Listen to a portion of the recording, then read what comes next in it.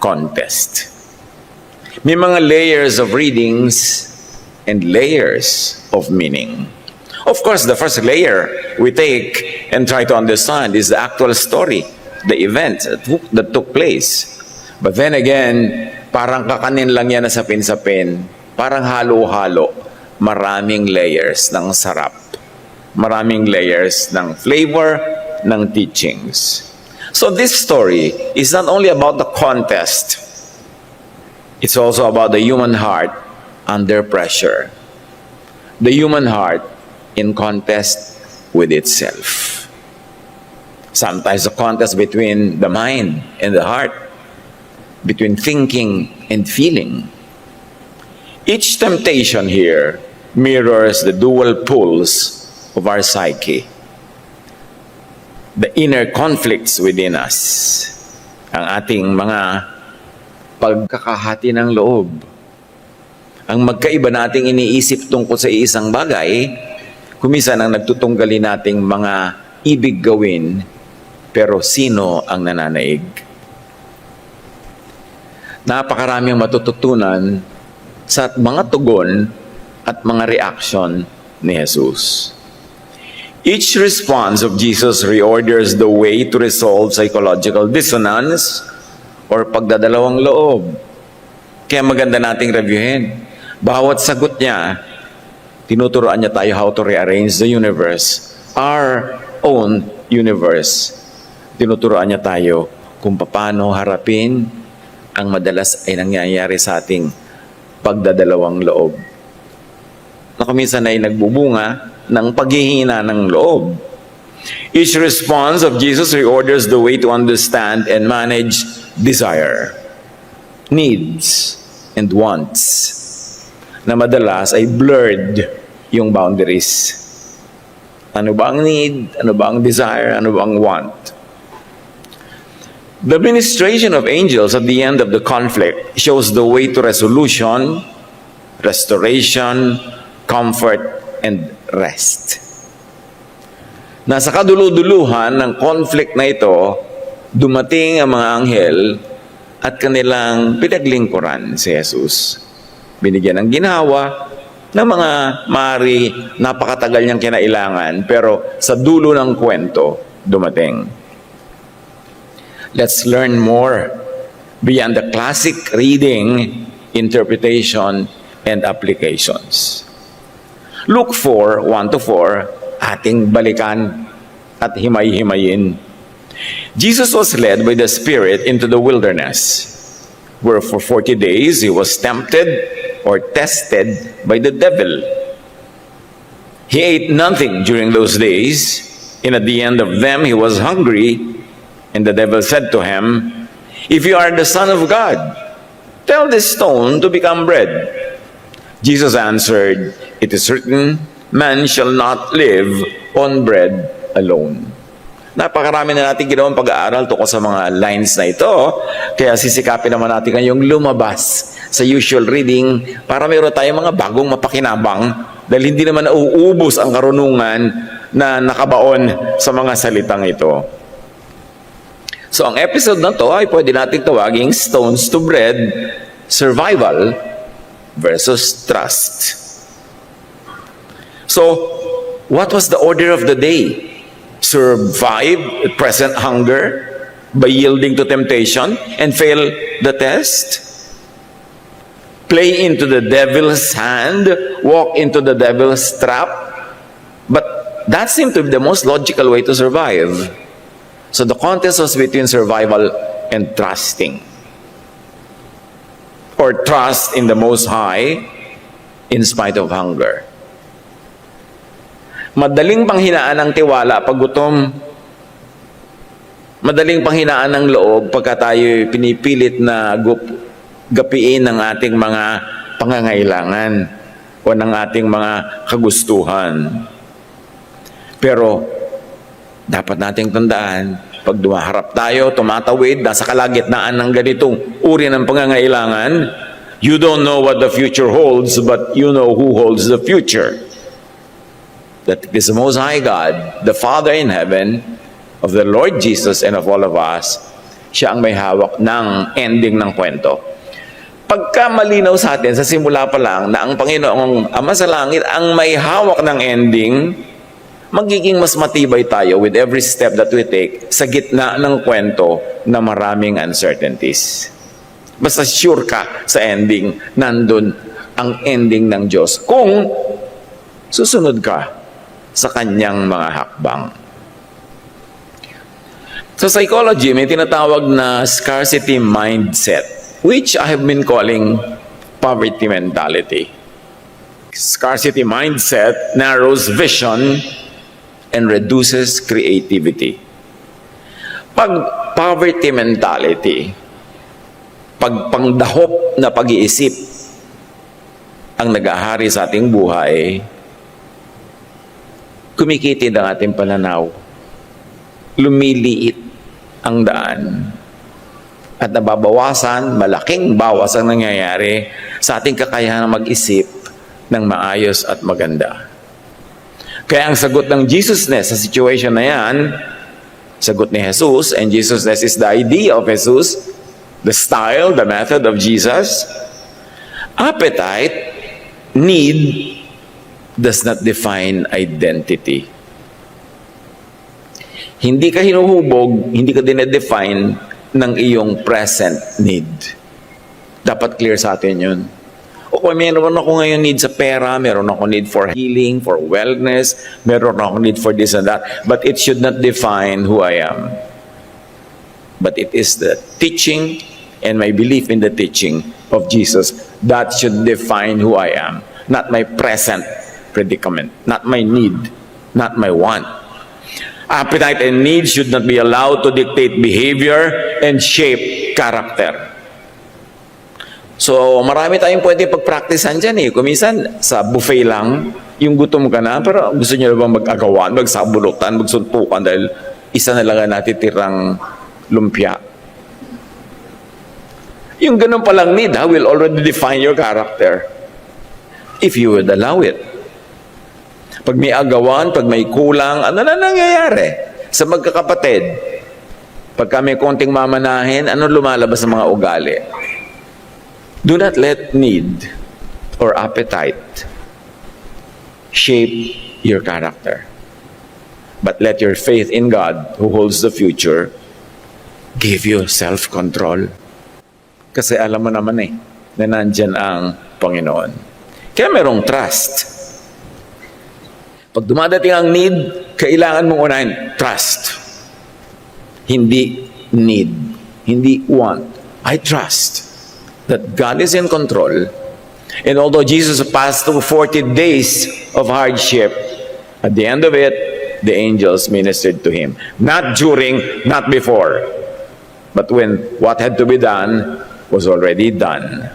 Do not allow hunger and need to narrow down your vision, to make you forget God. Yun ang temptation. Ang temptation dito, hindi ito pagkain kainin mo, kundi ang temptation is forget God kasi gutom ka eh. Yun ang tunay na temptation. Yun ang malalim na tukso. Do not succumb, do not surrender to the scarcity mindset, to poverty mentality. Na dahil lamang may pangangailangan, ikaw na dating tao ay naging isang mabangis na hayop. Do not let that need define you. Because sabi ni Jesus, man shall not live by bread alone. Man is not shaped by his hunger or being filled alone. And remember, the angels of comfort came din naman. Parang ang tagal pagka ikaw yung dumadaan doon sa 40 days. Parang hindi na darating yung comfort. Kaya ang mga halaga nga, trust. Because God knows. The angels of comfort came at the right time. Hindi during the test, but after. At kahit gutom, ay lumilipas din. Naranasan niyo bang magutom na hindi kayo nakakain, lumipas, nalimutan niyo rin gutom kayo eh. Ganon din ang lahat ng mga needs natin. Mayroong moment na masidhi, climax. Pag nalampasan mo yan, nawawala rin naman. Lumilipas din. Kaya iba, nagiinit ang kanilang mga pangangailangan, maghilamos kayo ng malamig na tubig, lilipas din yan. Huwag kayong padala sa ganong present momentary situation. At yung bato, sabi nung kontrabida dito, yung bato, gawin mong tinapay, kaya mo naman yan eh. Pero remember, ang batong pinipilit maging bread, lalo kung Satan's recipe, ay hindi dapat asahang magiging nutritious. Kasi kanino galing? O tinapay nga, kanino galing? Okay, nagkapera ka nga, galing sa masama. For a while, akala mo, enjoy ka na. Watch for the ending. May Diyos. Mananaig at mananaig ang katuwiran ng kataas-taasan. Hindi lahat ng tinapay ay nakabubusog. At kung makapupuno man ng sikmura, hindi naman laging nutritious. It's not worth it. Kaya ang mahalaga nga, magapi natin yung appetite. Kasi yan naman, matlakas lang sa kasukdulan, pero pinanghihinaan din yan at tumawala din ang lakas pag hindi mo sinunod. Kaya kailangan lang makasurvive ka. Hindi lahat ng kinoconsume at ginagawa ay beneficial. Endless scrolling, for instance, or binge content, ang nangyayari lang dyan, junk calories of the mind. Sa dinarami-rami na papanood sa social media, nababasa, nasasalihang mga conversation, gaano na ba talaga naidagdag sa atin na good character niyan? Gaano karami nang naidagdag sa ating tunay at meaningful katalinuhan or wisdom? This is a very, very informed generation, but it doesn't mean that this is a wise generation. Minsan may information overload pa nga. Hindi na makaya, nagtitrip na yung utak. Kumbaga sa fuse na hindi makaya yung kuryente, tuloy sumasabog. Not everything that fills, fulfills. Huwag magpalibang, hindi lahat ng nakakabusog ay nagpapalusog. So, tingnan natin, ano bang kinakabusog ko? Ano ang pinagkakakain ko para ako mabusog? Busog na busog nga ako. Pero nakakalusog ba? Tulad din ng hindi lahat ng kinakain sa eat all you can ay mabuti sa'yo. Bakit eat all you can? Ano tayo, mga hayop? Hindi mo pwedeng eat all you need? Eat all you can, ano kasawa? Kahit buong kalabaw, lululunin mo kasi you can. Pero ano mangyayari? Indigestion? Makikita mo naman nag-umpisa yan nung araw na uso yung eat all the salad you can, tapos bibigyan ka ng pagkaliit-liit na platito. Aba yung iba parang gumagawa ng Tower of Babel sa mga pinagtumpok-tumpok nilang gulay na hindi mo alam kung ilang engineering units ang kanilang ipinasa para makabuo ng ganun structure ng salad. Really? Isang platito? 3 kilong salad na pagkasya mo? Kaya nung susunod, ang ginawa na nung fast food joint, ang nakalagay doon, tansan. Sige, aber, tingnan ko kung paano ko makakapanglamang. Alam niyo yung mga eat all you can, talaga dapat. Kung mo pwede mong kainin, talagang lululunin mo lahat. Kailangan natin ng self-control. Dahil ang mas malaking temptation sa gutom ay yung eat all you can. Nakakabuti ba talaga sa'yo? Tulad ng overshopping, how many bags do you need? Really? Kaya kung minsan, nagpapatayo sila ng bahay. Ano yan? Uy, may extension kayo, may bahay. Para yan sa bag ko. Yung over TV, over chismis, over social media, humpak na ang piske, lumubog na ang mata, nangitim na yung mukha, sa kapupuyat, sa walang kakwenta-kwentang mga bagay. And even over kabanalan could also be junk. Over religiosity could also not be good. Ecclesiastes 7:16, do not be over-righteous, neither be over-wise. Why destroy yourself? Si Solomon na ang may sabi niyan, the wisest man ever. Kahit anong over, hindi nakakabuti sa atin. Lampas sa dapat. One could be overfed, but not well-nourished. Even with religion. Yung nakababad ka, nakamarinade ka talaga sa religion araw-gabi, pero Suriin mo naman ang iyong karakter kung naging Jesus-like ba. Kumisan sa karelihiyon, nagiging Pharisee-like pa nga eh. Nagiging masungit, nagiging mapanghusga sa kapwa, nagiging mapagmataas, mapagmalaki. Bunga ng overdose ng religion. Ilagay ang lahat sa tama. Do not be over-righteous, neither be over-wise. Why destroy yourself? Curate what you consume. Digital man yan o physical. Choose what nourishes. Dahil ang daming choices ngayon sa ating panahon, magpakatalino sa pagpili. Kung bisan aabutin ka na ng bugnot, o order ka ng tsa, nung araw pag umorder ka, tsa nga, miss, o eto na si tsa. Ano po ang daming sasabihin sa yung uri ng tsa? Tapos cold po o hot? Pagkatapos, organic po o yung poisonous? Ganito, basta, tubig na lang. Sa dami ng choices.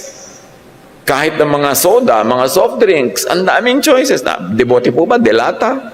Zero ba? 1 o 2? Ang daming choices. Kaya, sa atin ngayon, nakalaga kang responsibility to choose correctly. To simplify our lives and to curate our choices. Hindi lahat ng inaalok ay tatanggapin. Yun ang unang lesson natin. Nung inalok si Jesus na gawing tinapay ang bato. Ano, mga bato sa buhay nyo ngayon, ang inaalok sa inyo na gawin yung tinapay? Kayo lang ang makakaisip niyan. At kayo ang makapagsasabing, hindi ko kailangan ng ganyang tinapay kung galing sa bato na galing sa iyo. Luke 4:5-8. O di syempre, nag-fail ng devil o next try.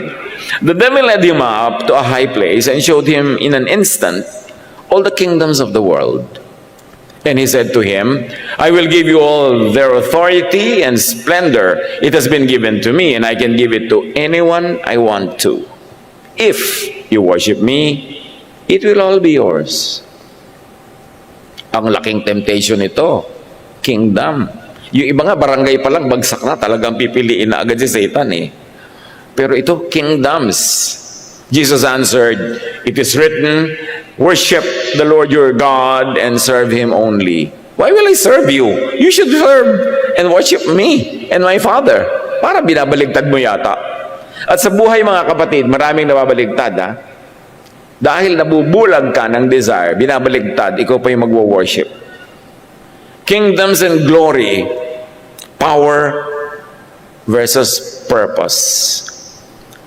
What defines your ambition? What defines your life? What defines your dedication? Power or purpose? Power in the world system? Maging mataas ang katungkulan mo, maging makapangyarihan ka dito, or purpose for your earthly life? Dapat clear yun. Kasi pag hindi clear yun, kung kani-kanino ka susunod, kung ano-ano hahabulin mo, at the end of the day, naubos ang buhay mo, naubos ang oras at lakas, wala ka narating, kasi hindi mo dinefine eh. Ano ba talaga gusto ko? Power in this worldly system or purpose in my earthly life? What will I live for? What will I die for? When that is clear, konting mga U-turn, konting mga wrong turns ang magagawa natin sa buhay, and we could maximize the achievement within the limited time and space that we have. So, power ang offer. Pagkain yun, basic need. Ito power, medyo sophisticated need na. Kahit sa hierarchy of needs ni Marlowe, parang tumataas na. Una, pagkapagkain muna, bato-bato, ngayon kingdom na. Tumataas yung presyo. Neuroscience talks about this reality that power activates the dopamine system, quick to be high, but short-lived. Addictive ang power. Pag nakakapag-practice ka ng power, nasasarapan ka, kaya gusto mong ulit-ulitin. Kaya ang dami-daming tao nagpa-power tripping. Kung minsan clerk lang nga, nagpa-power tripping dahil para siya kung sinong ano, di ba?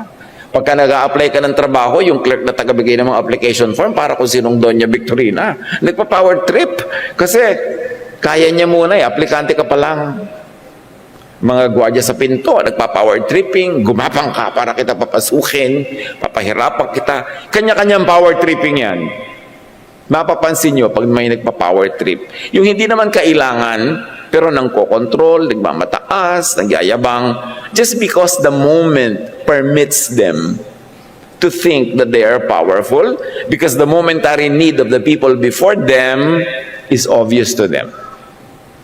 Yung pagsasamantalahan ka, because they can. Many fall for the promise of power and glory. But some individuals' quest for wealth, power, and glory actually destroys social fabrics, destroys community, even and especially the seeker. 99% power seeking ends in tragedy.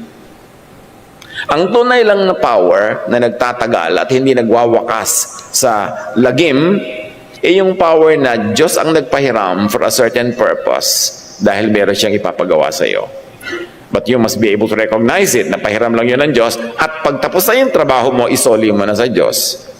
Kaya yung baba nasasarapan Pagka naging leader, ayaw nang bumaba. Pagka nagkaroon ng posisyon, ayaw nang i-give up kasi na-addict. Because it is addictive. And even neuroscience tells us how and why. There are chemical changes that happen in our bloodstream when we experience and exercise power. Kaya tayo, dapat huwag malibang. Nagkaroon ka ng power, huwag ka mag-power tripping. Pinagkatiwalaan ka na ikaw magpapakain sa mga kapwa mo kasamahan sa trabaho, pero kala mo na kung sino ikaw na breadwinner, dahil meron kang ipinahiram na power. Sabi nga nila, whom the gods wish to destroy, they first make powerful. Dahil mas malakas makasira yung power kaysa weakness. They first make rich or famous. They first make an addict. Addictive kasi ang fame, power, glory. Kaya yan ang madaling gamitin ni Satan to deceive. Tapos, puro self-destruction na.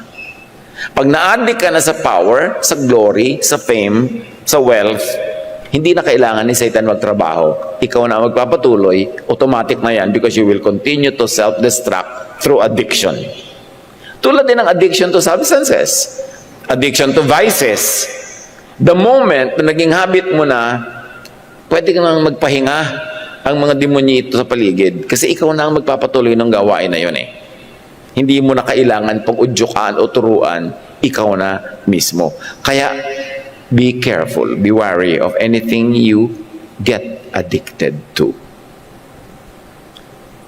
And the best way for a godly person to counteract this addiction is to stop it early. Pag nakakahalata ka, gusto ko na yata talagang laging gawin ito, o gusto ko laging gawin bilin nyo, no maging ganito, stop! Because it will become my God. Kaya nga sabi ni Satan, worship me. I will give it to you. Yes, makukuha mo yon, pero makahalata ka naman kung sino na ang nagiging Diyos mo sa buhay mo. 1 Timothy 6:10, for the love of money is the root of all kinds of evil. Some people, eager for money, have wandered from the faith and pierced themselves with many griefs. Katanong language. Yung mga tao dahil na addict sa pera ay lumayo sa pananalig at sinugatan nila ang kanilang mga sarili ng napakarami mga lungkot na sila rin ang may kagagawan. Matthew 16:26. What good will it be for someone to gain the whole world yet forfeit their soul? Or what can anyone give in exchange for their soul? Ano ang saysay na maging sa'yo ang buong mundo, pero ang kaluluwa mo ay hindi sa'yo dahil naiprenda mo na, naibenta mo na sa iba? What's the point? Kaya yung mga parade and display of power and wealth, pag-ingatan yan. Don't participate in it. Don't even be an audience. Huwag mong ipahiram ang iyong oras, ang iyong mata, ang iyong tenga sa panonood at pakikinig ng mga parada ng walang katuturang mga kapangyarihan at kayamanan at kasikatan. Hindi yan para sa mga nakakakilala sa kanilang tunay na sarili at hindi sa mga tunay na sumusunod sa kalooban ng Ama sa Langit. Huwag malibang, huwag sumali sa kabaliwan. Communities thrive where service is valued over self-display. Sociology tells us that. It's a proven social science. Nakabubuti para sa lahat pag ang inuuna ng lahat ay paglilingkod sa kapwa.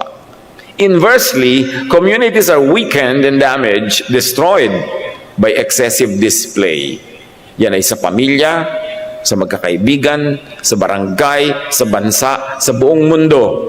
Pag merong nagparada ng kutakot-takot na mga kayamanan, mga karangyaan, kapangyarihan, nasisira ang lipunan.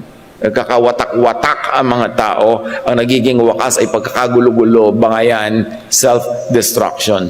Because behind all this is a deception whose classic microcosm is what we are reading now.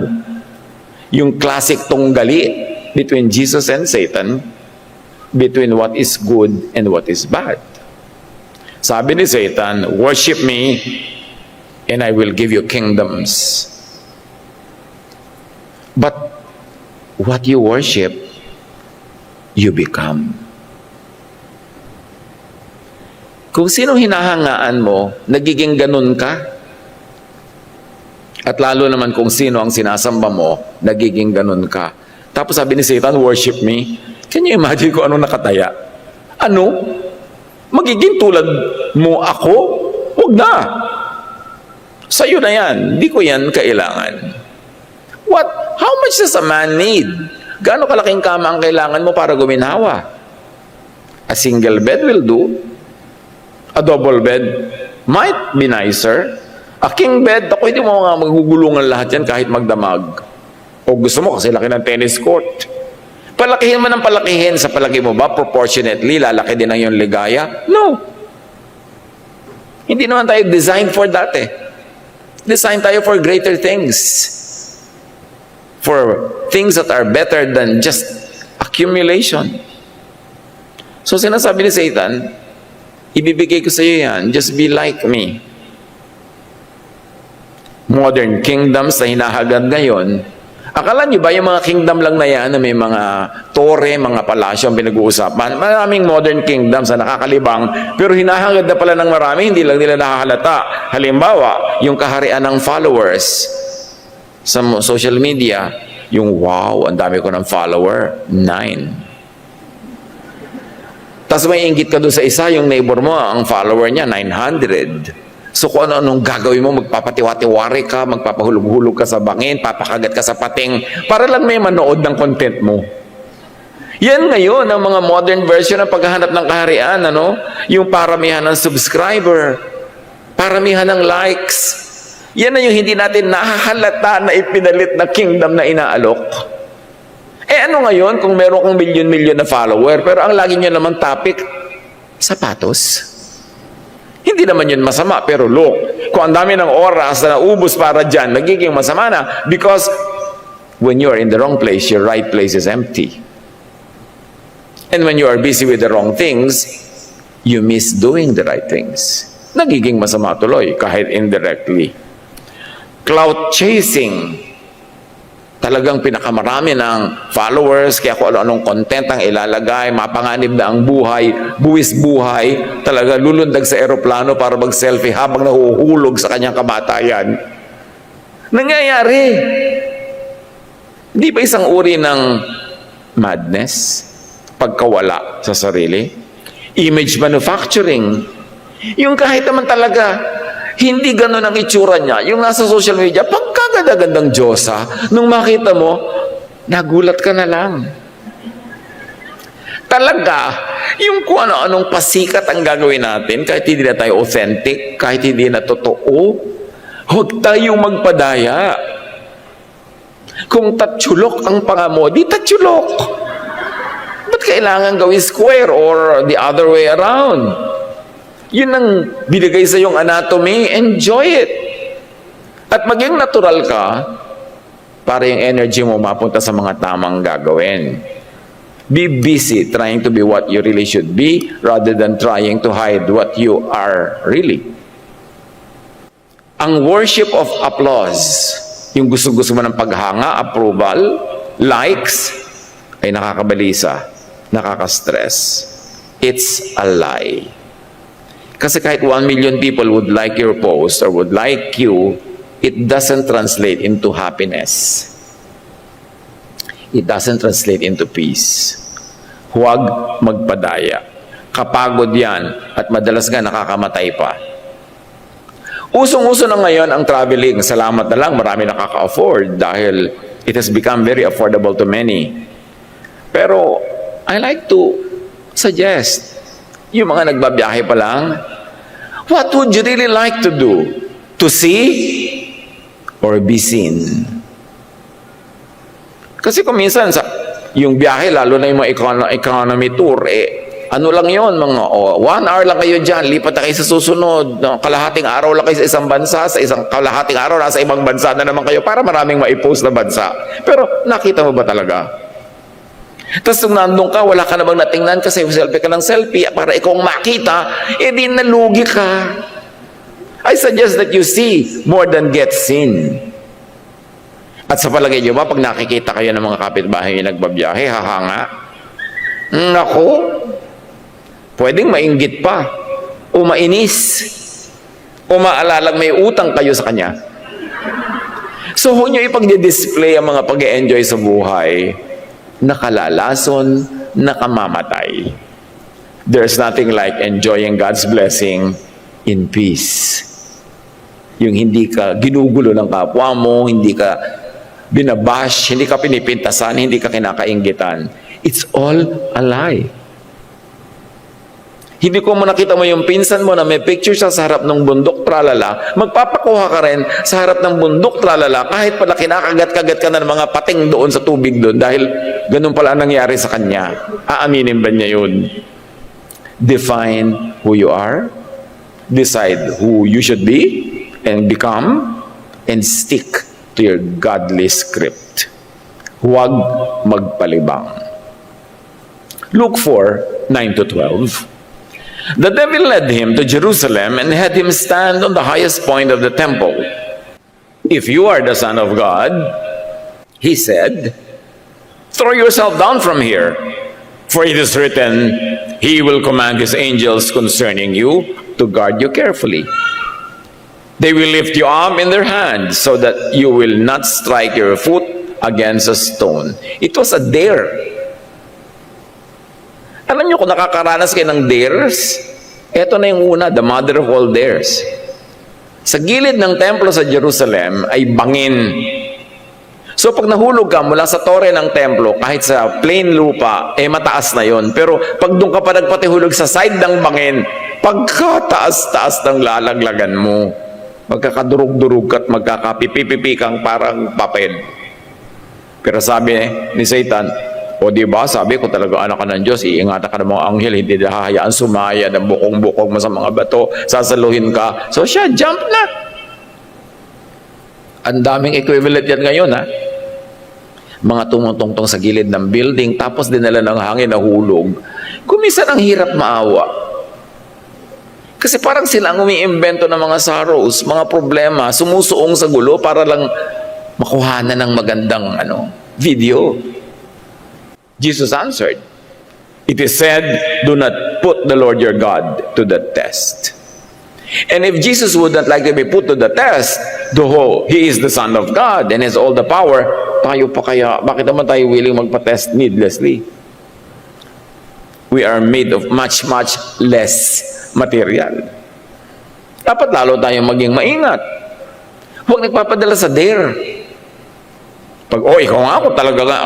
Hindi ako matapang. Hindi tapos ang kwento. Sabi, talaga kung matapang ka nga, lulunin mo itong blade. Hindi ako matapang. Maraming ganun, mga walang kakwenta mga dare. Yung mga bata naman, hindi na nakakarating sa pagtanda. Kasi maraming pinatulang dare na sumira sa kanila ng kay aga-aga. So yan ang pinamagna nating temple ledge, theatrics, or quiet work. So actually, humihingi na si Satan dito ng theatrics. Sige nga, magpalabas ka ng isang magandang show, tumalon ka at magpasalo ka sa mga anghel. Pero ano ngayon? Kung nagawa mo yung show na yun, ano ngayon? Anong napala mo? Sa totoo nga mga kapatid, konting-konti lang naman yung humahanga sa mga great achievement eh. Madalas sa inggit pa mga tao, sisiraan ka pa, hahanapan ka pa ng kapintasan. So wala ka talagang masyadong maraming mapapala. Faith does not need theatrics to prove itself. So ang temptation dito is the pressure to perform online. Gumawa ng mga curated feeds, risky stunts for attention. Yung mga post na, ang saya-saya ko naman. Walang matutuwa na masaya ka. Nanay mo, baka pa. But more than her, may inggit yung iba, may inis. Sige, i-display mo, look, ang gwapo-gwapo ng papa ko. Bukas, papapakin na yan ng iba. Aagawan ka na. Pag nakatagpo ka na magandang kapalaran, itago mo. Huwag mong i-post. Kasi it will attract negative attention. It will attract thieves. Magpakatalino. Masaya ka. Ang ganda-ganda ng buhay mo. Why broadcast it? Why open yourself to a lot of negative attention? Learn from the temptation offered to Jesus. Huwag magyabang or magpasikat in 3D, in real life, even face-to-face. Wala kang buting maaani dyan. Napakahalaga, authenticity is greater than spectacle. Maging totoo ka na lang, relax ka pa. At pag totoo ka, hindi ka napapagod magtago ng katotohanang nakalingid sa mga tao. At hindi ka nagpapagod na gumawa ng image. Eto ako, yung may gusto sa akin, di gusto niyo ako habang buhay kasi ako talaga to kahit anong mangyari, ako na to. Pero kung magugustuhan mo lang ako dahil sa pinoproject kong false image, di pagod na pagod ako mag-maintain nun. At pag dumating yun, nakita mo yung totoo, hindi mo rin ako uli gusto, well, kung ayaw mo sa akin bukas, ngayon na lang. Para pare-pareho lang tayo nakapahinga. At huwag tayong mapagod. Freedom in Jesus. Natatandaan ko lagi yung sinasabi na isang kaibigan at naging salawikain ko na rin to sa sarili. There is no one to impress. Authenticity means freedom.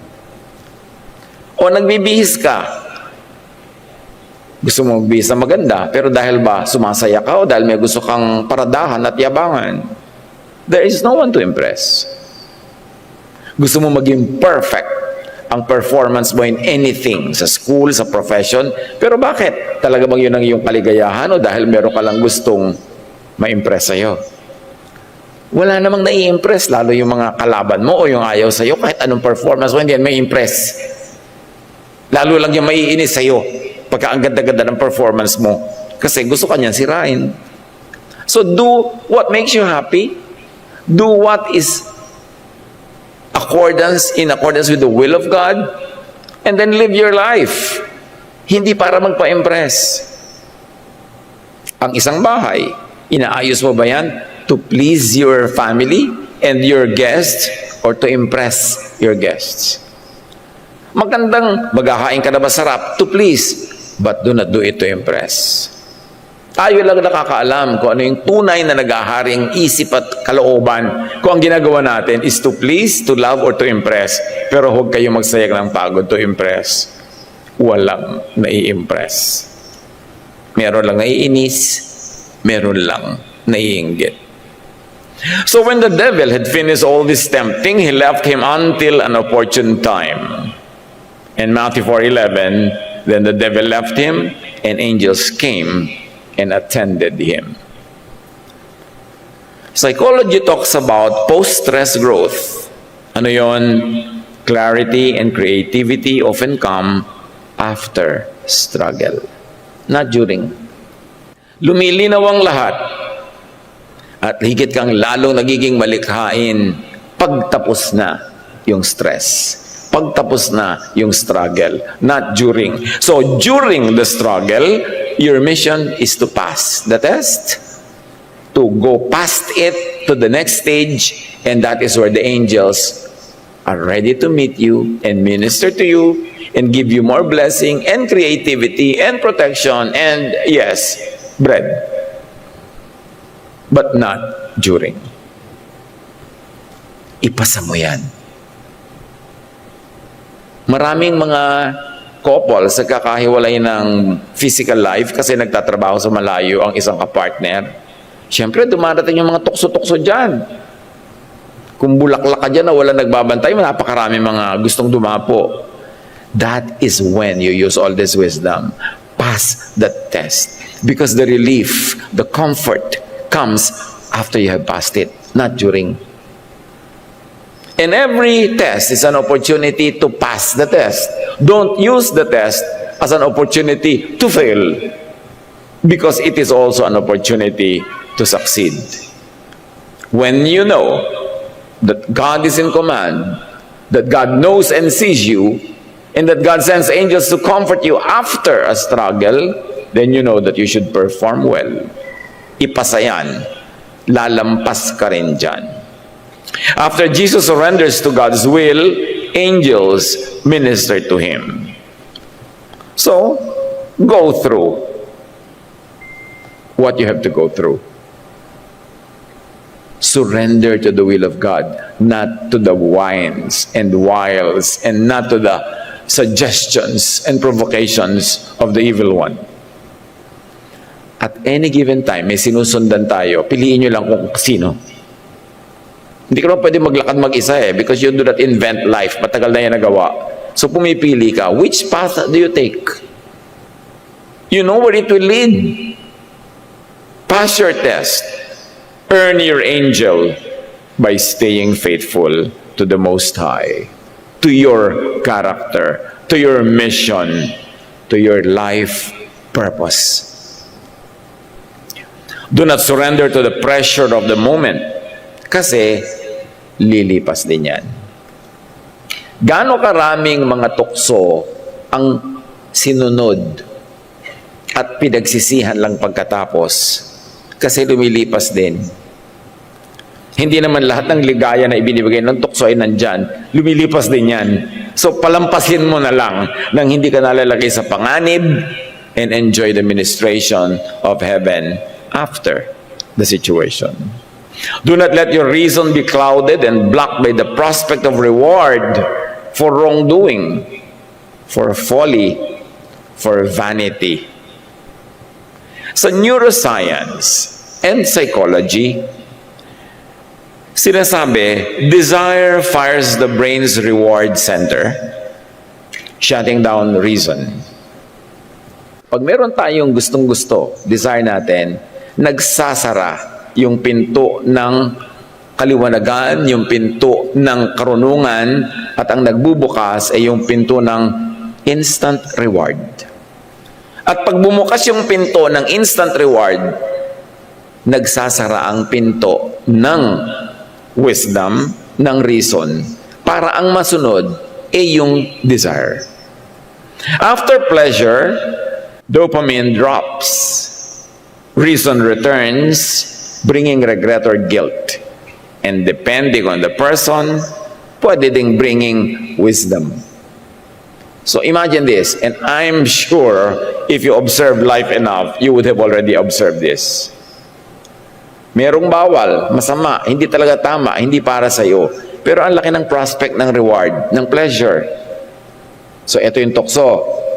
Palaki ng palaki yung prospect ng reward, mas gustong-gusto mo yung reward.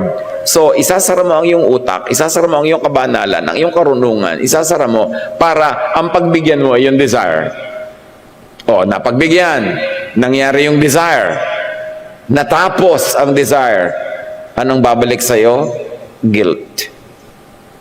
And sudden karunungan. Bigla mong na-realize, mali talaga yung ginawa ko. Oo nga, di ba? Kanina pa mali yan.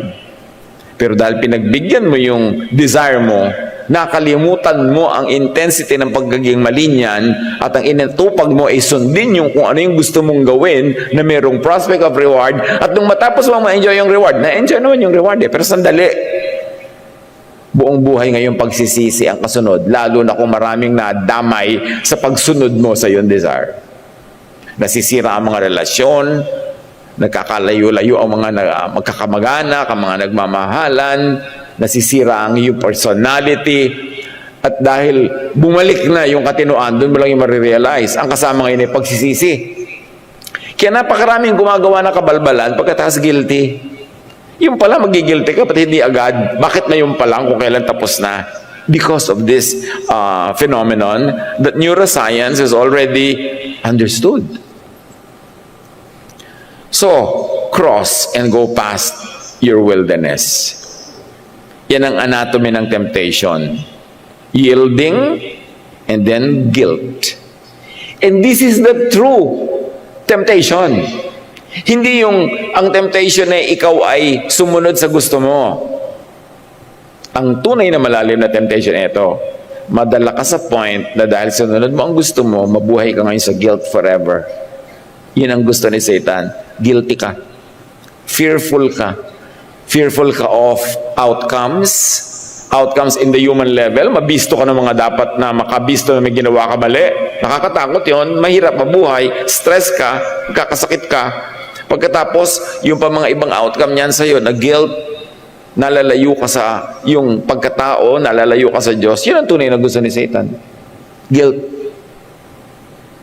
Kaya ang sagot ni Jesus dyan, forgiveness, restoration, and blessing.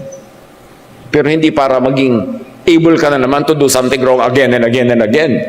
Pero sinolve ni Jesus through forgiveness. Kasi ang pinakamalaking dala ng tao sa mundo, pinakamahirap, mabigat na dalhin, ay guilt. And fear of punishment. Kaya yung mga namamayagpag sa paggawa ng mali, pagka nabisto na, pagka nagkaroon na ng kaliwanagan, ayan na, ang hirap na, ang muka nakalaglag na sa lupa dahil sa dalang bigat ng puso. So, cross your desert, your wilderness, go past your wilderness because angels await at the end of that chapter. Log off, kumbaga. At kung kailangan mo, use therapy apps. Marami na ngayon. Pwedeng meron sa'yo mag-pray for you, mag-counsel, magbigay sa'yo ng companionship. But be careful about counselors, unless they are clinically and academically trained. Baka kung ano-ano lang ng mga personal opinion na ibigay sa'yo sa payo, lalo ka pang mapariwara. At mag-ingat sa mga counselor. Maraming mga tao gusto mag-counsel. Yung pala, they only want to have time alone with the counselees para maabuso nila in so many different ways. Kaya maraming abuses ang nangyayari during counseling and between counselors and counselees. Kaya kahit sa church, mas gusto ko ang counselors natin, merong talagang education in psychology, in psychiatry. Hindi lang may 3 verses na alam, counselor na. Pagkatapos kung ano-anong mga kabalbalan ang ipapayo ayon sa kanilang mga sariling, mga guni-guni. Dapat maingat tayo sa kanyang mga bagay. Reach out digitally for real help. Marami nang ganun. Pero again, pag-ingatan. Suriin ninyo. Bakit natin ito pinag-uusapan? Kasi pandemic level itong ganitong uri ng internal trouble ng mga tao. Sa dinami-rami ng kausap, wala naman talagang tunay na nakikinig. At walang tunay na nararamdaman kung ano ang yung pinagdaraanan. Mahalaga mga kapatid, to rest in simple ways. Depressurize. Huwag niyong hayaan na ma-pressure kayo ng mga hinihingi ng social media, ng inyong kutakot-takot ng mga posts at followers at kung ano-ano.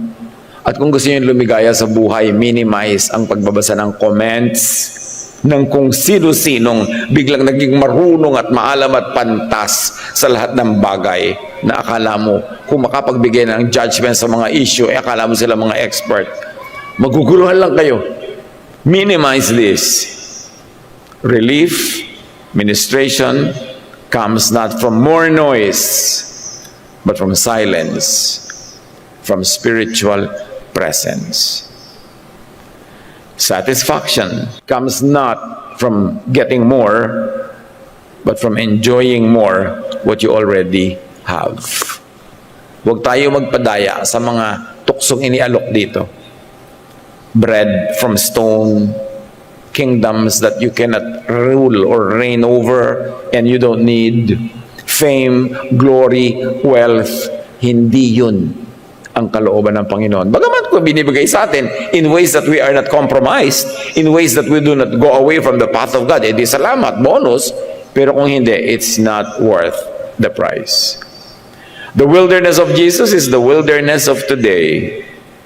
Digital lang nga for some, domestic for others, social for many, pero dawag pa rin, wilderness pa rin. Temptations are the same. Consume without meaning. Chase empty glory. Prove through theatrics. Forget to rest. Pagurin mo ang sarili mo endlessly. Yield to bashing. Magpaka-depress ka kasi merong hindi nakagusto sa hairstyle mo. Sige. Pahirapan mo ang sarili mo. Or worse, bash na rin. Huwag sumali sa kabaliwan na ito. Tumingin, sumilip-silip, pero huwag mag-swimming. Malalason ka. Jesus reframes hunger, reorders ambition, quiets fear, restores life. Prayer in the wilderness is alignment with the will of the Father, then and now. Yun talaga ang message niyan. Align with God's will. Scarcity destroys thinking. So, lawakan ang isip. Lalong lawakan kung dumadaan sa pagdarahop. Kasi ang pagdarahop nga nagpapakitid ng utak mo eh. Power intoxicates. So don't chase power, serve instead. Even the Son of God came to serve. Anxiety demands spectacle. Yung mga gusto lagi may audience, may nanonood, may pumapalakpak, that is a symptom of an inner sickness. Pull out the roots of that sickness at huwag magpalibang. Work in silence. Stress depletes. So, born and a time to die, a time to plant and a time to uproot. Now, of course, he says that life is cyclical. You get born, you die. Things start living and then they end and then they die and take another form of life. That there is a time to be born, to die, and to be reborn into a new form, to be reinvented. Wala naman talagang namamatay eh. Kahit yung isda na namatay, kinain mo, naging part of you na siya, di buhay pa siya. Kahit na ikaw kinain ka ng pating, buhay pa yung pating. So there's a part of you that continues to live. Yung kinain mong papaya, hindi naman siya namatay, naging part of you. Nabulok ka, naging lupa ka ulit, kinain ka naman ng luya, naging luya ka, patuloy na umiikot-ikot ang buhay. Yung spirito lang natin yung pwera sa kwento. We're talking about yung physical aspect of life. Wala talagang namamatay. We only take on new forms. That aside from biological life, marami pang ibang namamatay. Ideas, points of views, and values become obsolete. They become irrelevant. So ang tao na patuloy na mabubuhay at makikinabang sa buhay, yung marunong magsabing, ay obsolete na to, tapos na ang panahon ng ideya na ito, ibang ideya na. Tapos na ang system na ito, tapos na yung method na ito, meron namang iba. Kaya kahit yung mga entertainers who know how to reinvent themselves, they continue living. No? Pero yung napako na sila sa isang format, sa isang sistema, nagiging obsolete. Also, some relationships die. May panahon niya nagsisimula, umuusbong, namumulaklak, nagka-climax, tapos namamatay din. Some arrangements and transactions end. Some feelings die. Life is constantly renewing. So So how do you benefit from such comings and goings? Well, minimize suffering and maximize enjoyment brought about by this reality. If things and people and ideas die, how will you have peace in life? Do not hold on tightly to anything or to anyone. Hold while the holding is good. Let go when you must.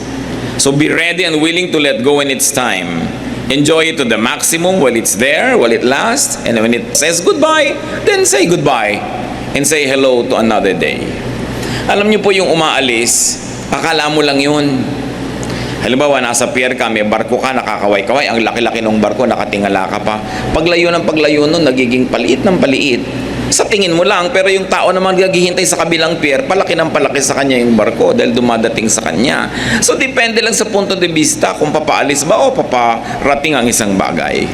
Kaya dapat kung papaalis na, mag-goodbye ka na. Kung paparating, mag-hello ka. Maraming mga tao hindi masaya kasi pinipilit mag-hello sa papaalis at mag-goodbye sa paparating. Ang sinasabi ni Solomon, yung mangyayari, kailangan marunong kang tumimpla sa panahon na ito talaga, ito ang panahon, therefore ito. Si Percy Bysshe Shelley, sabi niya, we look before and after and pine for what is not. Kaya daw laging malungkot ang tao. You only look before and after, you don't look at the now. Ang laging inaasam, the good old days or the coming future. You neglect to enjoy the present. At hinahanap yung wala, ang hinihingi yung imposible. At sabi ni Alexander Pope, be not the first by whom the new is tried, nor yet the last to lay the old aside. Para ka masaya, dapat hindi ka extreme. Do not be too early or too late. Many people are too early for their times. So ano nangyayari? They are killed. And then later on you say they are martyrs, but they're ahead of their time. Ano naman nangyayari doon sa too late? Wala na, naiwan na sila ng lahat ng benefit. Kaya dapat marunong kang sumakay sa panahon. There's a time to plant and a time to uproot. Ano yung uprooting? Ang marahil na tinutukoy dito na itinatanim, halimbawa gabi, you uproot to harvest. You don't uproot to destroy, but just to harvest and to continue the life cycle. So it means that you plant and you harvest. Planting and harvesting have to be scheduled because seasons and environmental factors figure in agriculture, even in man's affairs.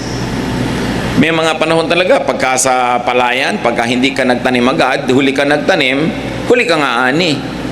Ang problema, umani na yung iba, naiwang ka pa, may grain, hindi pa hinog, lahat ng daga sa bukid lilipat sa'yo kasi ikaw na lang yung mayroong grain, nahuli ka, kaya sorry ka na lang. Kaya sabay-sabay yan, pag nagtataniman, sabay-sabay. Yung hindi marunong sumabay sa takbo ng panahon, yun ang laging may conflict. Yun ang laging may problema. So plant on time in order to harvest on time. Now, planting is not only to agriculture. Planting could be in terms of investments. When do you invest? When you are prosperous, when you have many other things to spare. And also, when you are still strong, so that when you become weak and you begin to be weak, you begin harvesting. Kailan ka kukuha ng insurance? Pag bata ka pa, para mura. Pagka bata ka pang wala ka pang sakit, no? Ano ka, love ng insurance, may sakit ka na, i-insure ka pa? No way! Di ba? Gusto ko siyempre pagkakitaan o insurance. Kaya pagka nagkakatanda ka na, ayaw ka na insure. So, kailan ka magpapa-insure? When you are still very, very acceptable. Dapat may oras yan. Pati relationships. Pagmamahal, kailan ka magmamahal, kailan ka aanin ang pagmamahal na yon, timing. Verses 3 to 8. There is a time for killing and healing, for destroying and building, for crying and laughing, weeping and dancing, a time for throwing stones and gathering stones, a time for embracing and parting. There is a time for finding and losing, keeping and giving, for tearing and sowing, listening and speaking. There's also a time for love and hate, for war and peace. So lahat ng extremes na yan may panahon. And many times, the morality of something, a deed or an act, depends heavily on its timing. Bihirang-bihira yung absolutely right and absolutely wrong at any given time. The time colors its correctness or wrongness. Kaya there's a time to keep quiet, there's a time to speak. And what was appropriate to say 1 second ago no longer is if you are late. Therefore, it is no longer good to say. Napakahalaga, may panahon. Pati ang pag-ikot ng mga planeta, ang paglubog at pagsikat ng araw, lahat may panahon. So there's a time to kill and heal, not only people, but also ideas and arrangements. To destroy and build, to cry and laugh, according to what we have read, to weep and to dance. So kung masaya ang panahon, makisaya. Kung lungkot, makilungkot. Huwag laging nakasalungat. There's a time to gather and a time to scatter. To earn and to spend. Habang tama to earn, pero mayroon din tama mga kapatid to spend. Huwag lang kayong earn ng earn, save ng save. There's also time to splurge. Lahat ng yan, basta tama ang panahon, gumaganda. Everything in its time.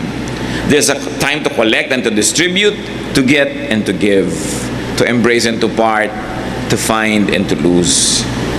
Pag merong nawala sa inyo, anong reaksyon nyo? Initially, lulungkot ka kasi nawala. Pero dapat sandali lang yon. Ang matira na dapat, magpasalamat ka kasi nawala. Bakit? Nawalan ka lang kasi nagkaroon ka na. Yung hindi nagkakaroon, hindi yun nawawalan kahit kailan. No? Something's lost and something's gained in living every day.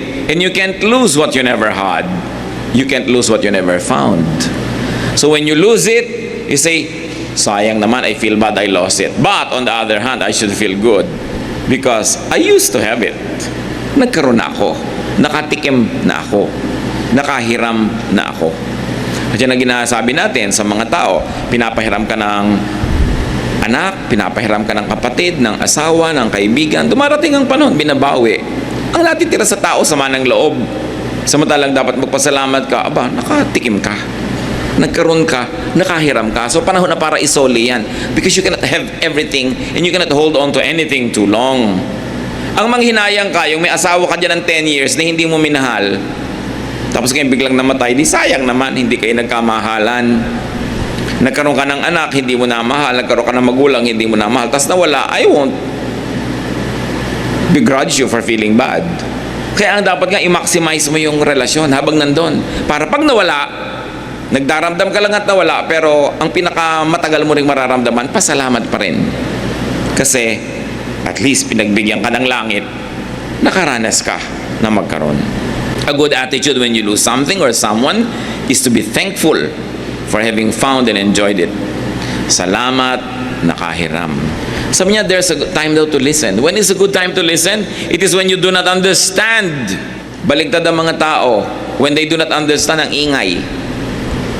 But it's a time to listen when you do not understand so that you will have a chance at understanding it. Magkaroon ka man lang pagkakataon na maunawaan yon. Another good time to listen is when you don't like what you hear. Why? Why should you listen when you do not like what you hear? Because it will open up your mind to another possibility, to another arrangement, another way of thinking and doing things. You should always give a chance to what you do not want to hear. Because those that you like to hear, you will always get to hear anyway. Kasi pag gusto mong marinig, gagawa ka ng gagawa ng paraan marinig mo yon. Yung ayaw mong marinig, lagi mong pagsasarhan, hindi mo na madidinig kahit kailan. Kaya mga marurunong na tao, nananahimik. Pag may nadidinig silang hindi nila naiintindihan o ayaw nila, alam nyo na, ang ginagawa ng mga mangmang. Pag may nadidinig silang hindi nila intindihan, nakikipag-compete sila agad. At kung ayaw nila yung nadidinig nila, nire-reject nila agad. Kamangmangan yun. Give it its day in court. Whatever it is. Kasi hindi mo alam, doon nag-e-expand. Kailan nag-e-expand ang ating brain? When we accept what previously was unacceptable. No? Or when we reject what previously was acceptable. Because of reasoning. Kailangan nag-iisip ka. A good time to speak is when you have a good message and a good timing and when it is constructive. Speech also has its bad time. Kahit maganda yung message mo, pag wrong timing, baliwala rin yun. Timing, you will realize, is nearly as important as the message itself. Na kung marunong ka mag-time, more is gained under the sun. Now, time is ephemeral. It passes. It always moves. So what do? You enjoy good times.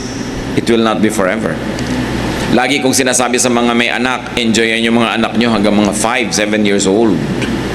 Yung lagi kayong inaakyat na parang puno, laging nakakalong, laging ayaw humiwalay. Kasi mamaya ayaw na nyo makita kayo kasabay sa mall eh. No? Lalo pag nag-high school, nagka-college na. Samantalahin nyo na habang laging nakadikit sa inyo. May panahon para doon. Ngayon, kung kailan naman yung mga bata ayaw lagi kayong kasama, lagi nyo pinipilit sumama. Kaya lagi may struggle. Nung bata na gustong sumama, lagi nyo iniiwan. Wrong timing.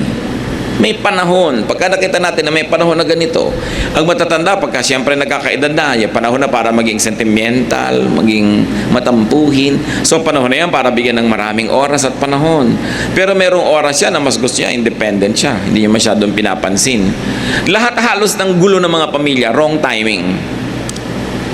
Ang pagbabantay, ang pagluluwag, ang pagsasabi ng yes and no, wrong timing. So when the time is good, enjoy it. It will not always be like that. Eh ano sasabihin nyo, paano kung bad yung time? Well, just endure bad times. Tulad ng good times, they won't be forever. Pag alam mo na yung saya, aalis din, sasamantalahin mo. Pag alam mo na yung lungkot, hindi rin magtatagal, aalis din, tiisin mo na lang, aalis din yan, pagsasawaan ka rin yan. Walang lungkot na forever because nothing is perfect. Aalis at aalis. Ang mahalaga, pag sobra ka nalulungkot, sobra ka nahihirapan, just survive the night.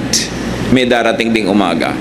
Huwag ka lang maglaslas ng pulso o uminom ng lason o tumalon sa dagat kasi maiiba rin yung chemistry ng katawan mo bukas. Kahit sobrang lungkot mo ng alas 2 ng umaga, pag nag-alas 6 ng umaga, maiiba yan. Just survive. Kasi walang laging nandyan. Time keeps on moving. So though times cannot be totally controlled, we are told that human participation can help shape it. Totoo, hindi natin nakokontrol ang buhay, hindi natin mailalagay sa bulsa, hindi natin matatalian kung saan pupunta yung buhay, pero meron pa rin tayong nagagawa somehow sa general direction na pupuntahan nun. Sa general speed na magiging andar ng buhay, kaya lagi tayong nagpa-participate in a very positive way. It is our duty to ourselves to keep on learning, to be more and more knowledgeable, so you can discern the comings and goings of the seasons and time your life according to such natural law. And what is nice, but spending more time doing good and attracting good. That is a good investment. Especially when you do not have any clear thing in mind as to what to do, keep doing good. You can never go wrong. Kasi nakakapagtanim tayo ng siguradong tutubo at magkakaroon ng harvest. However, doing good and such good deeds are not guarantees that you will have a very happy life. But they only position you for better chances at being happy. Yung iba sasabihin, bakit po ang dami kong ginawang mabuti hanggang hindi ako nag-enjoy? Pero ipinoposition mo ang sarili mo na mas posibilidad na tumanggap ka ng mabuti kaysa masama. At hindi pa tapos ang buhay, hintayin mo lang nang hintayin ang mga bagay na yan. Ecclesiastes 3:9-14. What does the worker gain from his toil? I have seen the burden God has laid on men. He has made everything beautiful in its time. He has also set eternity in the hearts of men, yet they cannot fathom what God has done from beginning to end. Said another way, Solomon tells us that man cannot fully understand God nor life. So huwag nilang magsikap ng sobra. Unawain ng konti at sakay ka lang sa buhay. Ecclesiastes 3:12-14. I know that there is nothing better for men than to be happy and do good while they live, that everyone may eat and drink and find satisfaction in all his toil. This is the gift of God. I know that everything God does will endure forever. Nothing can be added to it and nothing taken from it. God does it so that men will revere Him. So the teacher makes sense of all the time offers by not studying life too much. Sabi niya, ganda naman pala eh. Hindi mo rin sobrang mauunawa. Huwag mo na lang sobrang unawain. Unawain mo na lang yung kaya mong maabot at yung hindi mo maabot, tigilan mo na ng kaiisip. Alam nyo, kuminsan, very mind-boggling to me personally. Pagka on a clear night sky, tiningnan ko yung mga planeta, ang lalayo. Gaano kaya kalayo ang lahat ng ito? Yung hindi maubos-ubos. Yung pagka sinasabi na 360 light years away yung isang planet, one light year is You know, the time that it takes for a light to travel for 1 year, the distance it covers in a year of traveling. Eh, ang bilis-bilis ng light. 1 year na nagbabiyahe yung light na ganun, yung mararating niya is 1 light year. And then there are planets that are thousands of light years away. Can you comprehend space? Sabi ko, huwag na lang masyadong isipin. Sabi ni Solomon, masisira ka lang kaiisip dyan. No? Hindi mo rin naman sobrang mauunawa yan. Kaya intindi mo, manood ka na lang ng TV, enjoyin mo yung kinakain mong inihaw na pusit. Yan ang buhay. Huwag mo masyadong gawing masyadong profound. Kasi nahihirapan ka lang. It's useless, it's meaningless, it's like catching the wind. At sabi niya, itong gawin ninyo, kayang-kaya nyo ito maintindihan. Always enjoy life. Enjoy food and drink and work. They form a cycle. You know, there's a very interesting relationship between food, drink, and work. Because work brings food and drink, and love for drink and food necessitates work. Kaya may relationship. Ganyan ang buhay. Magtrabaho ka, tapos enjoy the fruits of your labor. Kumain ka, uminom ka, magtrabaho ka ulit para may inumin ka ulit, kainin ka yan, bago malaman, o namatay ka na, tapos na yung buhay. Huwag ka nang masyado mag-isip. Sabi ganun. Problema na yan ng Diyos, yung mga hindi ipinapabunyag sa'yo, huwag mo nang masyadong alamin. And we should be thankful for work. Enjoy work. Kahit paulit-ulit nating basahin ang Ecclesiastes, makikita lagi dyan, enjoy your work. So what do you do when you don't enjoy your work? Change it. When you cannot change your work, change your attitude. Pero kailangan matuto ka mag-enjoy ng ginagawa mo. Why? Because you have to do it anyway. Sino ang masaya? Sino yung malungkot? Yung papasok, ang bigat ng puso, ang bigat ng loob, nagdadabog, o yung papasok na ine-enjoy na rin niya, kahit nag-aayos lang siya ng mga nabuhol na paperclip, ang saya-saya na niya. So at the end of the day, sinong masaya sa buhay? Kailangan dapat marunong tayong umimbento ng kasiyahan. Kasi lugi ka pag dumaan ng isang araw na hindi ka nasyahan. Kasi kahit kailan, hindi na yun babalik. Hindi na. Yung lugi mo doon, lugi mo na yun forever. Meanwhile, yung saya mo doon, wala nang makakaagaw sa'yo. Natapos na, sumaya ka na, sino pang makakaagaw noon? Kahit lumungkot ka ngayon, yung kahapon na masaya ka, hindi na pwedeng palitan. Kaya dapat ang tao marunong gumawa ng saya. At hindi lang yun, mga kapatid, pinapayagan natin yung kapwa natin na umimbento ng saya niya. Hindi natin siya kinikilljoy, hindi natin siya laging pinagbabawalan, lagi na lamang na sinisiraan ng loob, dinidiscourage, pinapagilty. Kasi kanya-kanyang gawa ng saya yan. May mga tao naglalaba, mga bula-bula lang ng laba, sumasaya na sila. Can you take that away from them? Kung total, lalaban mo rin lang yan. Kung nagdadabog ka, nahihirapan pa yung loob mo. Wala kang magagawa tungkol dyan. But God keeps control and understanding of life out of man's reach. Sabi ni Solomon, para lagi siyang irespeto at sambahin. Merong hiwaga, merong misteryo ang buhay dahil may hiwaga at merong misteryo ang Diyos ng buhay. At sa lahat daw ng naiinawaan natin, lalo natin sambahin ang Diyos. Kasi naunawaan pala natin. Pero hindi natin nauunawaan, lalo naman tayong sumamba kasi hindi nga natin nauunawaan. Sa Kanya natin iasa. When you have this positive attitude, it is difficult to make you sad. It is difficult to rob you of your happiness. Let's go on, chapter 3, verse 15 of Ecclesiastes. Whatever has already been and what will be has been before, and God will recall the past to account. So niya wala namang bago, paulit-ulit lang lahat ng bagay. Kahit fashion, paulit-ulit lang lahat ng bagay, walang bago. Kahit yung sasabihin mo may na-invento, na-discover, nalaman lang yung mechanism behind it, yung mechanics, yung method. Pero ando na yun dati pa. Kahit nung hindi pa nai-invento yung lightsaber na ilaw, nandun na yung ideya na yun, na-discover lang nung nag-iisip at kukutikot ng mga kung ano-ano mga bagay at nakakalikot dyan, tuloy nakakadiscover. Pero yung na-discover mo, dati nang nandun yun. Itinakda na yan, nung nilikha ng Diyos ang buhay, nandun na lahat. Nandun na lahat. Kasi sabi, huwag ka magyayabang. Therefore, huwag mo rin masyadong pagurin ng sarili mo, lagi ka makakita ng bago. Kasi nandiyan na yan, walang bago. Luma na yan. Nakakataon lang na yung mata mo luminaw nung panahon na yun, nakita mo siya, pero dati na siyang nandun. Man can benefit from the cycles of life by learning from the past. No? Sabi niya, He will cause the past to account. Dapat lagi mong tinatawag yung past. O ano ba yung lesson mo? Ano ba yung naituro mo sa buhay ko? Para hindi sayang. Kahit tayo nagkamali nung nakaraan, Pero lagi nating iniisip yung pagkakamali na yun, natuto na tayo na huwag na yung ulitin, benefit na rin yung pagkakamali na yun. The only way to benefit from a mistake is to learn from it. Kaya mga taong nagkakamali sa buhay natin, tinatanggal natin sila agad. Wrong.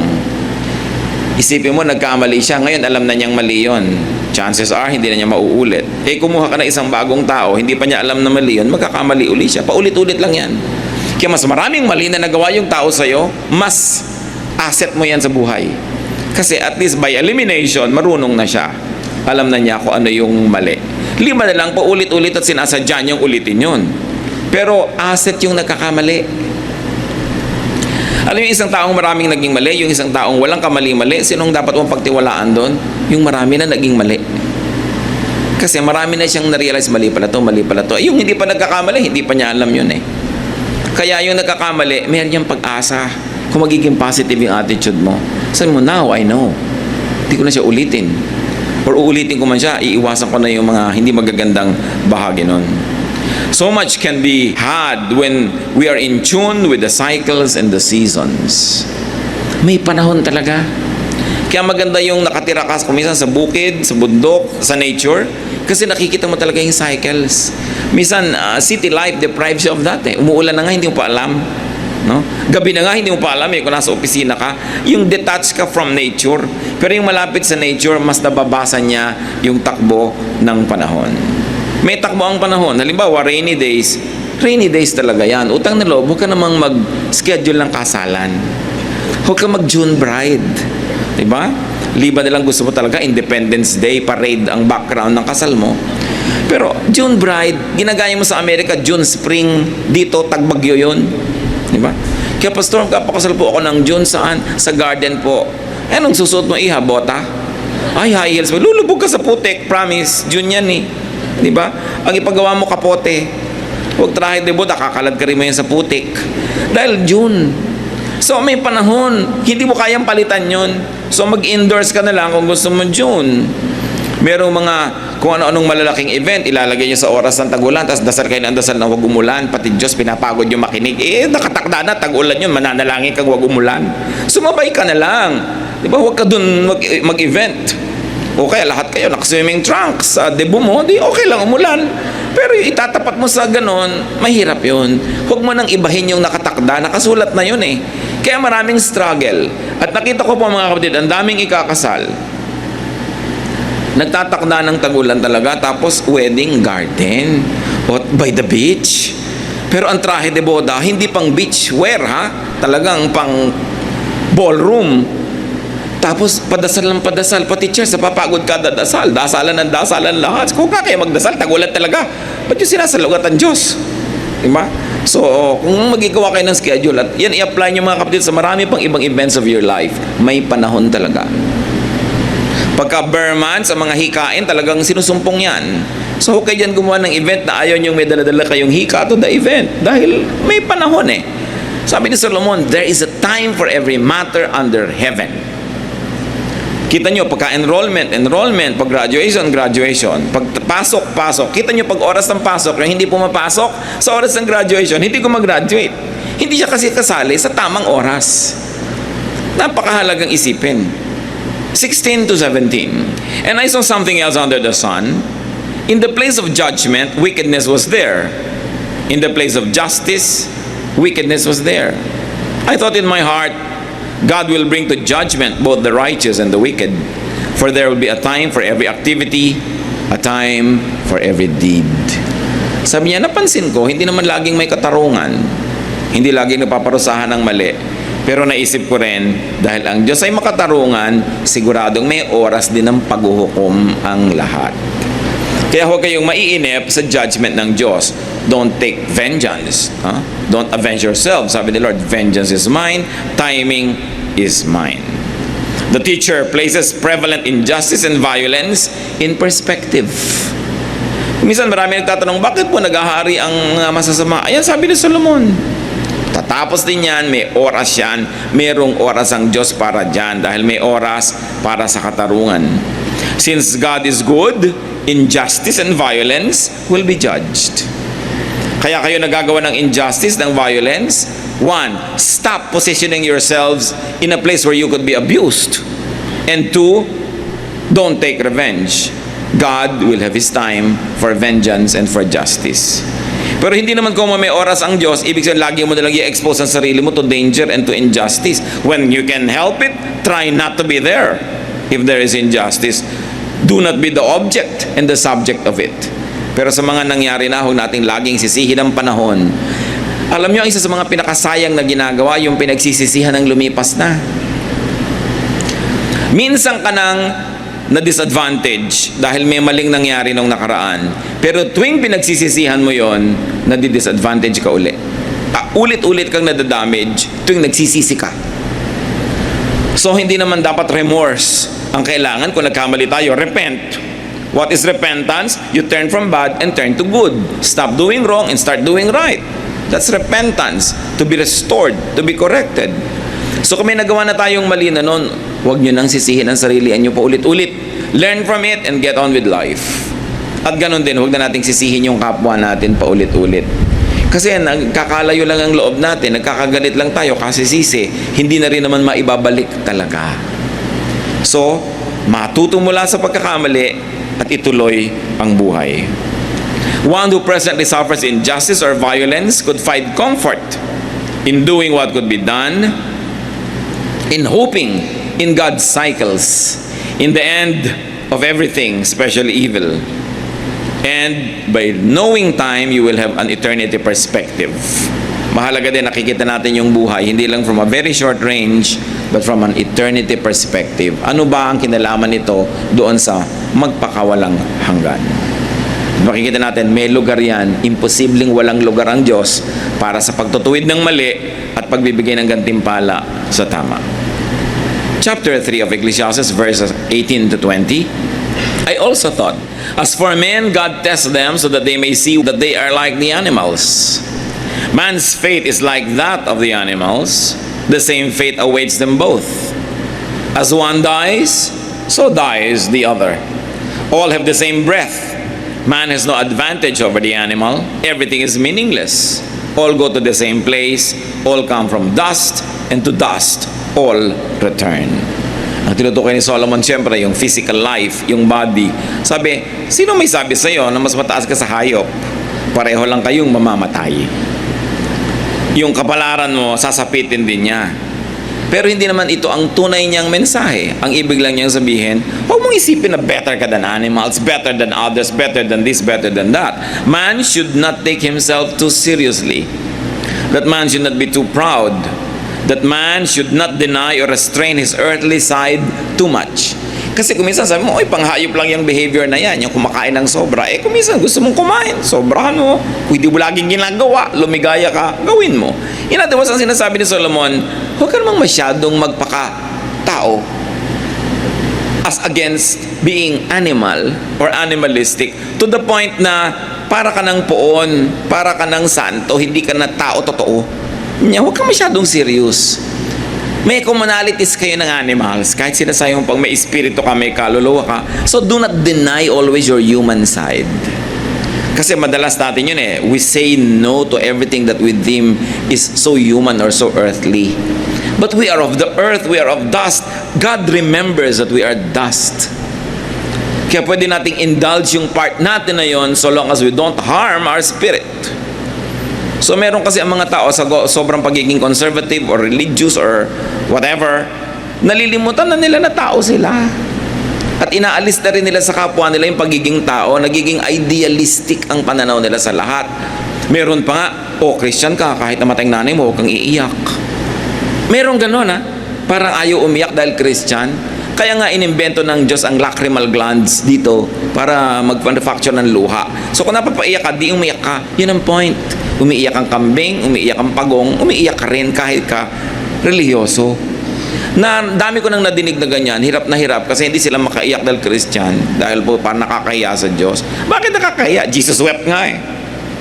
So mo dapat tinatanggal sa sarili mo yung ganong pagiging earthly because you're also of the earth. It's part of your dual nature that you're a spirit and at the same time you are a body. at hindi yun dapat laging tinatanggihan. Yun lang na man should not take himself too seriously. Ecclesiastes 3:21-22, who knows if the spirit of man rises upward and if the spirit of the animal goes down into the earth? So I saw that there is nothing better for a man than to enjoy his work, because that is his lot. For who can bring him to see what will happen after him? The question implies that no matter how theological you get, you are never really sure about the precision of your religious beliefs and expectations. Therefore, hindi ka dapat malugi. Whatever your concept of afterlife is, hindi mo dapat baliwalain yung present just for the concept of an afterlife. Because your concept might be wrong. Your concept might have some imprecisions. So what will happen, nalugi ka na forever dahil hindi mo na-enjoy yung mga pang dito, laging puro pang doon sa kabilang iniisip mo. Yung sinasabi ni Solomon, don't take yourself too seriously. Enjoy the moment. When eternity comes, enjoy it. But don't always deny yourself for the sake of eternity. God places you here now because you're supposed to be here now. Kung gusto kanyang nasa kabilang buhay na, di kinuha ka na niya. Nandito ka pa, therefore live to the fullest. This observation should make people live life in order to go up to heaven, dahil sinasabi niya talagang mayroon. But also, this observation should make people live life in order to live heaven in this life. Dapat when you leave this life, pag umalis ka na dito, you will live in heaven. But while you are here, you must live heaven here. Dapat umimbento ka ng mga pockets of heaven. Gumawa ka ng mga heavenly moments, heavenly devotion.